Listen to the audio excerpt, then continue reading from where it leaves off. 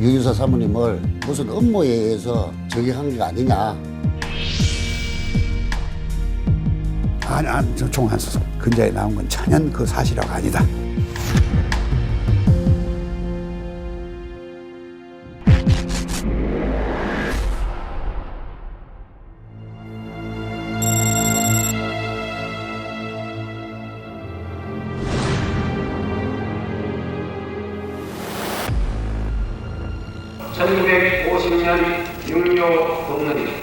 박 대통령의 경축사가 시작된 지 10여 분이 흘렀을 때 갑자기 한 남자가 모델을 향해 뛰기 시작합니다. 대통령을 향해 총을 쏜 회화는 현장에서 검거됩니다. 그리고 이미 범인이 제압된 사건 현장에서 또 한 발의 총성이 울립니다. 잠시 후 머리에 총상을 입은 채 발견된 유경수 여사. 상태는 몹시 심각했습니다. 네, 그 허리띠로 갖고 퐁퐁 솟아나오는 피로 아무리 감아도 손이 떨려서 제대로 못 이렇게 피는 흘러서고.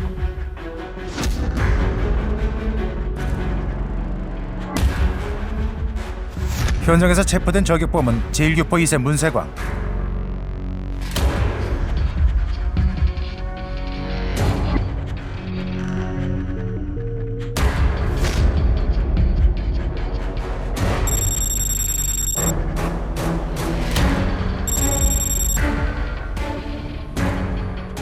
내란 목적 살인, 국가보안법 위반, 반공법 위반 등 6가지의 죄목으로 기소된 그에게 재판부는 6가지 항목을 모두 인정하고 법정 최고형인 사형을 선고합니다.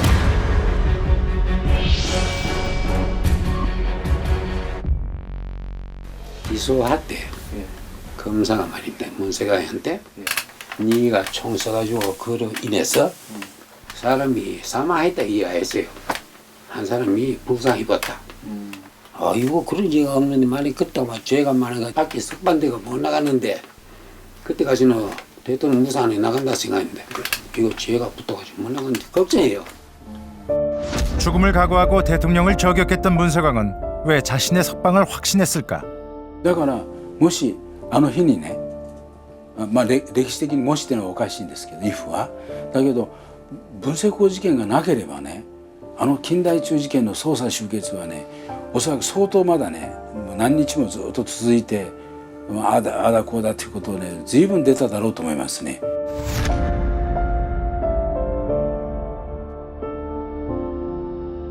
중앙정보부가 개입했다는 의혹이 제기되면서 당시 한국 정부는 일본으로부터 수사를 독촉당하고 있었습니다.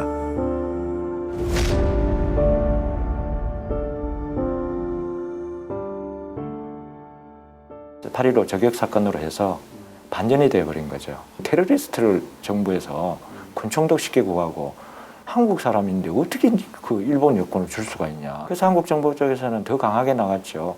김대중 납치 사건은 완전히 이제 싹 덮어져 버리고. 궁지에 몰린 일본은 특사를 파견하고 반환 활동에 대한 규제를 약속합니다. 한국 정부로서는 김대중 사건과 한일 외교라는 두 가지 숙제를 한 번에 해결한 것입니다.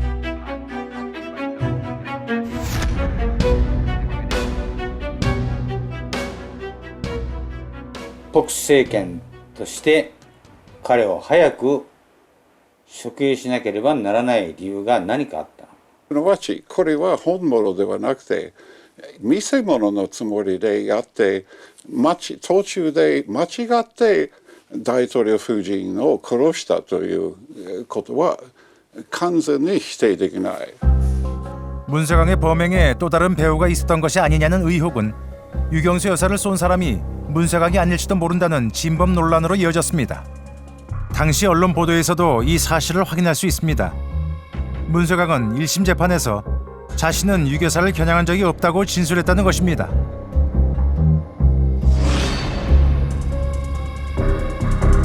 검찰에 8.15 저격 사건의 수사기록 공개를 요청했고 검찰은 그 일부를 공개했습니다. 권총을 허리춤에 숨기고 행사장에 입장한 문세광은 총을 꺼내려다 그만 자신의 다리를 쏘고 맙니다. 이루어져야 한다는 것을 다시 첫 오벌과 동시에 자리에서 일어난 문서강은 무대를 향해 달려나가며 총을 쏘기 시작합니다. 나오면서 탕탕 이 첫방 쏘고 탕탕 뛰어나면서 쏘더라고요. 문서강의 두 번째 탄환은 대통령 앞에 방탄연단을 맞고 튕겨나옵니다. 세 번째는 불발. 그다음 문서강의 총구가 향한 곳은 유경수 여사였습니다.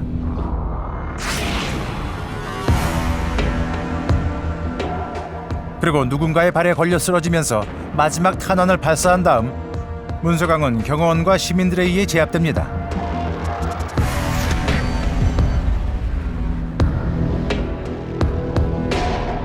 문서강이 제압된 후 15초쯤 지났을 때입니다.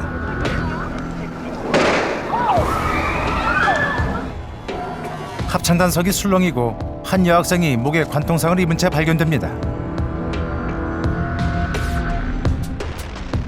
장량을 쏜 사람은 무대 좌측에 있던 경호원으로 알려졌습니다. 문서강을 쏘려다 실수하는 바람에 장량이 맞았다는 것이 수사기관의 설명이었습니다. 그리고 당시 현장에서는 7발의 총성이 들렸다고 알려졌지만 화면 속에서 우리는 7발의 총성을 찾을 수가 없었습니다. 이루어져야 한다는 것을 다시 한번 여기서 총성 하나가 확인됩니다. 우리가 그동안 시정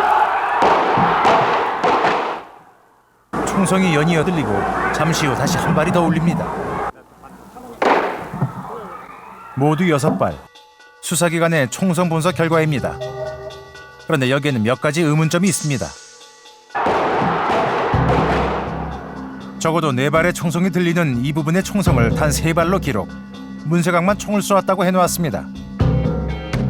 그리고 첫 총성으로부터 1분 36초 뒤 우리가 전혀 듣지 못했던 또 다른 총성이 있다는 것입니다. 이 총성의 정체는 무엇일까?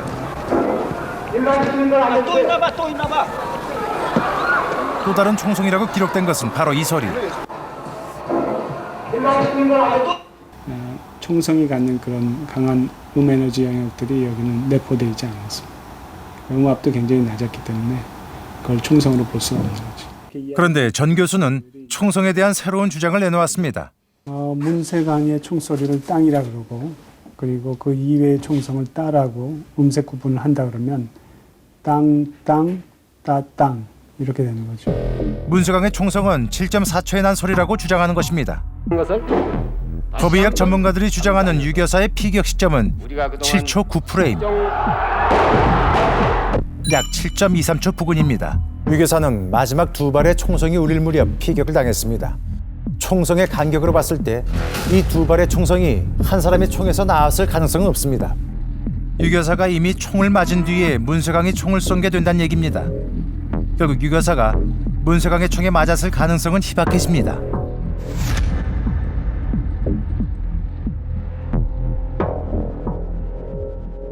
문세강이가 한 게 아니다 하는 식으로 지금 보도도 되고 있고 이렇게 왜곡이 되고 있으니까 제가 거기에 의문을 갖게 된 거죠.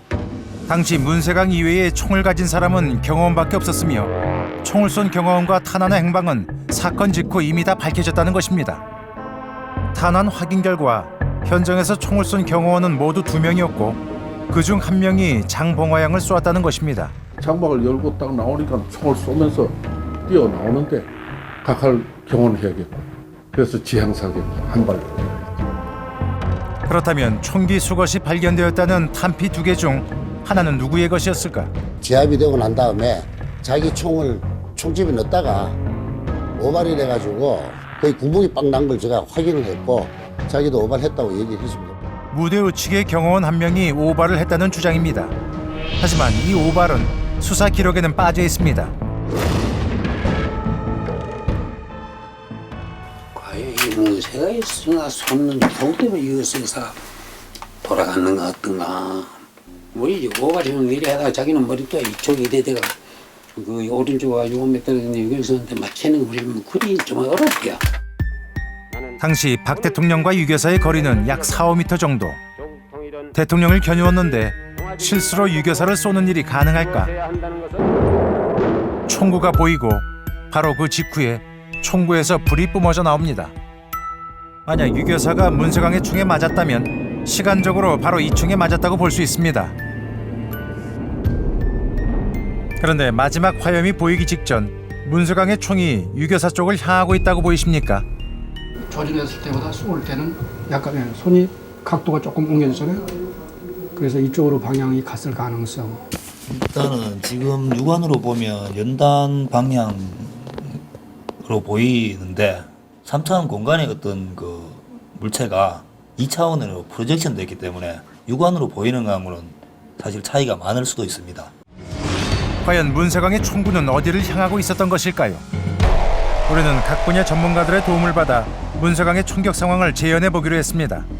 이렇게 해서 당시 문세강의 총과 최대한 비슷한 총구의 방향을 재현했습니다. 이 상태에서 레이저 빔을 쏴보겠습니다. 그런데 레이저 빔이 도착한 위치는 유경수 여사의 머리 위. 화면상에서는 연단을 향하는 것처럼 보였지만 실제 총구가 연단을 향하자 총구는 거의 보이지 않는 상태가 됩니다. 유경수 여사가 앉아있던 레인지도 우리가 이제 어떤 오차 범위를 고려할 때는 그 정도도 더 갈 수 있을 가능성이 충분합니다. 총구의 방향으로 추정해 볼 때 문세강의 탄환이 도착할 수 있는 것은 이 사이. 전문가의 의견으로는 문세강의 총구의 방향은 유교사를 저격할 수 있는 각도라는 것입니다.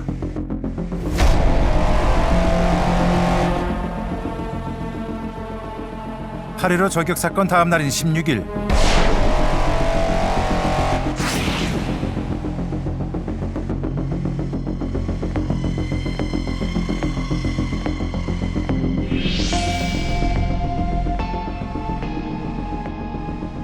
어떤 게 뭐 유교사가 맞은 탄원이다. 그건 모르죠. 그거는 뭐 없었죠. 박정규 실장이 사건 당일 10시 30분경 태극기 아래에서 발견. 17일 중앙정보부에 인계했다는 문제의 탄환. 국과수의 감식들과 어디에도 이 탄환에 대한 언급은 없습니다. 그게 만약 감정 의뢰가 됐다고 하면은 거기에 접수돼가지고 이것이 증거물 사진이 찍고 전부 다 그걸 허객돼 있거든요. 추가로 의뢰된 탄은 없었다는 말씀이시죠? 그리고 문세강의 재판 당시 증거로 제출된 탄환 역시 5개뿐. 증거 목록에는 유경수 여사를 관통했다는 이 결정적 탄환이 빠져 있습니다. 당시 수사기관은 모든 수사의 단서를 문세강의 자백에 의존했습니다. 이 사건의 가장 큰 의혹은 바로 여기에 있습니다.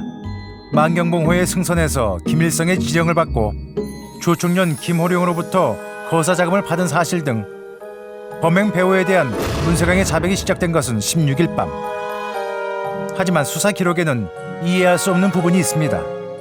문세강이 자백을 시작하기도 전인 8월 15일 문세강의 만경봉호 승선 사실부터 조총련 간부 김호룡과의 관계에 이르기까지 범행 배후에 관한 매우 구체적인 수사 보고가 이루어졌다는 사실입니다.